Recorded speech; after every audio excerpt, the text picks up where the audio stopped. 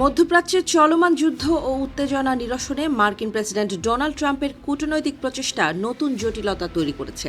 যুদ্ধবিরতি, হরমুজ প্রণালী পুনরায় চালু করা এবং ইরানের পারমাণবিক কর্মসূচি নিয়ে আলোচনার পাশাপাশি এবার নতুন এক শর্ত জুড়ে দিয়েছে ট্রাম্প। তার নতুন কৌশল হল যে কোনো শান্তি চুক্তির অংশ হিসেবে আরব ও মুসলিম দেশগুলোকে অবশ্যই আব্রাহাম অ্যাকর্ডসের আওতায় ইসরায়েলকে আনুষ্ঠানিক স্বীকৃতি দিতে হবে।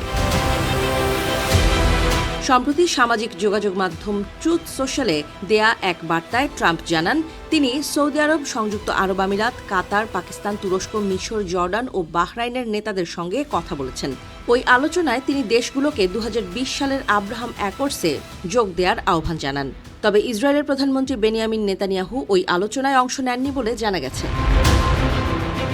আব্রাহাম অ্যাকর্ডস ছিল ট্রাম্পের প্রথম মেয়াদের অন্যতম গুরুত্বপূর্ণ কূটনৈতিক সাফল্য। 2020 সালে আমেরিকার মধ্যস্থতায় ইসরায়েলের সঙ্গে আনুষ্ঠানিক কূটনৈতিক সম্পর্ক শুরু করে সংযুক্ত আরব আমিরাত ও বাহরাইন। পরবর্তীতে মরক্কো এতে যুক্ত হয়। এছাড়া ইসরায়েলের সঙ্গে সুদান সম্পর্ক স্বাভাবিক করতে সম্মত হলেও দেশটির অভ্যন্তরীণ সংকটের কারণে প্রক্রিয়াটি পুরোপুরি বাস্তবায়ন হয়নি। তবে ট্রাম্পের নতুন উদ্যোগ সহজে সফল হবে না বলেই মনে করছেন বিশ্লেষকরা। বিশেষ করে পাকিস্তান ইতোমধ্যে এই প্রস্তাব প্রত্যাখ্যান করেছে। দেশটির প্রতিরক্ষামন্ত্রী খাজা মোহাম্মদ আসিফ জানিয়েছেন, ইসরায়েলের সঙ্গে এই ধরনের কোনো চুক্তিতে যোগ দেয়া পাকিস্তানের মৌলিক আদর্শ ও রাষ্ট্রীয় নীতির সঙ্গে সাংঘর্ষিক। বর্তমানে ট্রাম্পের উল্লেখ করা দেশগুলোর মধ্যে সৌদি আরব, কাতার ও পাকিস্তানের সঙ্গে ইসরায়েলের কোনো আনুষ্ঠানিক কূটনৈতিক সম্পর্ক নেই। অন্যদিকে মিশর ও জর্ডান পৃথক শান্তি চুক্তির মাধ্যমে বহু আগেই ইসরায়েলকে রাষ্ট্র হিসেবে স্বীকৃতি দিয়েছে। তুরস্ক 1949 সালে ইসরায়েলকে স্বীকৃতি দেয়। তবে ফিলিস্তিনের গাজা যুদ্ধের পর দুই দেশের সম্পর্ক উল্লেখযোগ্যভাবে অবনতি হয়েছে।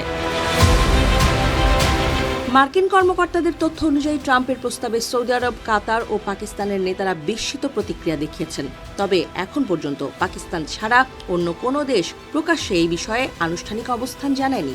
বিশ্লেষকদের মতে, ট্রাম্প ইরানের কাছ থেকে নিঃশর্ত আত্মসমর্পণ আদায় করতে ব্যর্থ হওয়ার পর এমন বৃহত্তর আঞ্চলিক শান্তি প্রক্রিয়াকে আব্রাহাম অ্যাকর্ডসের সঙ্গে যুক্ত করার চেষ্টা করছেন। তবে এই উদ্যোগ মধ্যপ্রাচ্যের সংঘাতের মূল কারণগুলোকে সরাসরি সমাধান করবে না। ইসরায়েলও ইরানের সঙ্গে সম্ভাব্য শান্তি আলোচনার বিষয়ে সতর্ক অবস্থান নিয়েছে।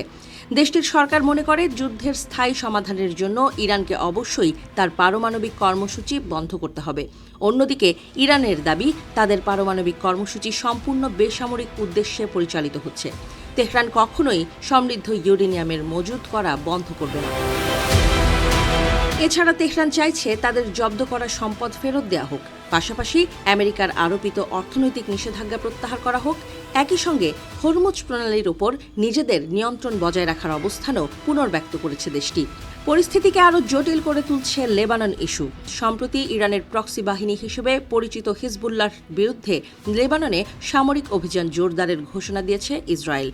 ইরান জানিয়েছে, ভবিষ্যতের যে কোনো শান্তি চুক্তিতে লেবাননের নিরাপত্তা পরিস্থিতিও অন্তর্ভুক্ত থাকতে হবে। বিশেষজ্ঞদের মতে, ইসরায়েল যদি লেবাননের সামরিক অভিযান অব্যাহত রাখে, তাহলে ইরানের জন্য ট্রাম্পের প্রস্তাবিত কোনো শান্তি চুক্তি গ্রহণ করা আরও কঠিন হয়ে পড়বে। কারণ ইরান নিরাপত্তা নিশ্চয়তা ছাড়া কোনো সমঝোতায় যেতে আগ্রহী নয়।